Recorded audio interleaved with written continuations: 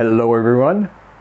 Today's book is all about the deepest, darkest places that motherhood can take you. And of course, when you're dealing with that subject matter in a horror book, everything gets a lot more creepy than what it would otherwise. And I'm excited to tell you about this book. But first, as always, I want to remind you that I also have books for sale. And if you want to read any of the books you see on your screen, there is a link down below that will take you to them. You can pick them up for yourself, and I hope you choose to do that, and thank you. All right, let's get started.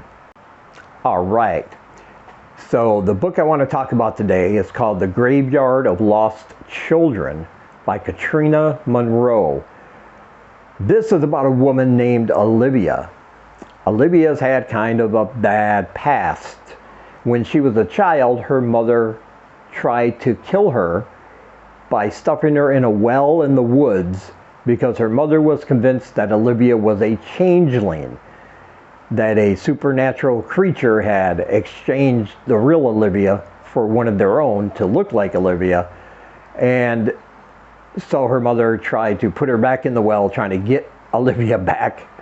And yeah, she almost died. Ever since then, Olivia's mother has been in a psychiatric facility because, of course, nobody's going to believe that story. And she hasn't really had contact with her mother much since that time. Now, she does have family who knows more about the situation, but they are very reluctant to give that up. They don't think it's good for her mental health. It's something they keep telling her, put it in the past. It's already done. Just forget about it and move on with your life. Don't look into it too much. Since that time, she is married, and her wife is very, very supportive of her. It's obvious they love each other, and now it is time for them to have their baby. Olivia is going to be the one to deliver the baby in the family, and at first they're kind of excited, especially Olivia's wife. Olivia is a little reluctant, but she wants to make her wife happy, so they decide to have a baby of their own. And that's where all the really terrifying things begin to happen, because the baby is born and it is constantly crying for food. It wants to eat and eat and eat. And Olivia is the one that has to stay home with the baby. Her wife goes to work every day, so Olivia is kind of a stay-at-home mom taking care of the baby. But the baby eats, and it becomes very painful for her. Marks start showing up on her body around the area where the baby's feeding. It's very creepy, very unnatural, and it's draining Olivia of everything. Of course, when she tries to explain this to people, they brush it off. It's just, you're a new mother.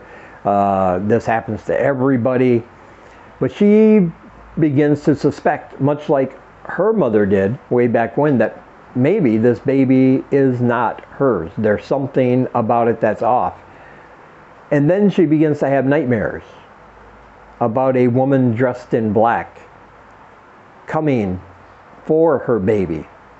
And when those nightmares start happening in her waking hours, her mental state, due to lack of sleep, due to being almost drained of her emotions and her feelings and her physical self because of this baby that will do nothing except feed from her, it becomes apparent that there might be more, at least to Olivia, it becomes apparent there might be something more going on here than simply nightmares, new motherhood, or things like that. And she starts to lose herself mentally because it seems like everybody is trying to convince her that it's normal. Nobody wants to believe her that something is terribly off, not even the doctors, her wife, nobody.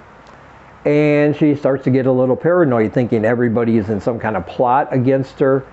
And at one point, even her wife, maybe her wife is plotting behind her back, trying to get her committed to a psychiatric hospital. Because nobody comes out and says, you're just a crazy lady. But she suspects that's the way everybody feels. And she doesn't know for herself if that's true or not. So she's going to have to go to the one person who might have answers, her mother, the woman that tried to kill her when she was young. And well, that's just not going to go well. That's all I'll say about that. But man, this book is takes Olivia to some very dark places when it comes to the subjects of mother and motherhood, the way you should feel about having your first child, or the way people tell you you should feel about having your first child. And then, of course, she feels none of that. And she begins to suspect that perhaps this baby is not her own, that maybe her mother was right all along. But is it true? Is this woman in black a real thing that is coming for her child, or replaced her child? Or is it just all the stress of motherhood and being a stay-in-the-home mom, being trapped in this house, losing her self-identity because she's only seen now as this baby's mother, like she doesn't have a life or a personality of her own. Everything about her is wrapped up in this idea that people have, the ideal they put in their heads about motherhood and what that means. And she is not handling it well at all. This book is really going to creep you out in some places. There are some scenes in here that'll have your jaw hanging open, that'll have you cringing, you know, because you're thinking, oh, I hope it doesn't go there, and then it kind of does, and you're not sure how to feel about it. And that meeting with her mother finally was just so intense and added to the mystery. And there is a mystery, of course, behind all this, like what is up with the baby? What is up with this woman in black? What is up with her mother? Why won't her family tell her anything about the situation so she can figure it out?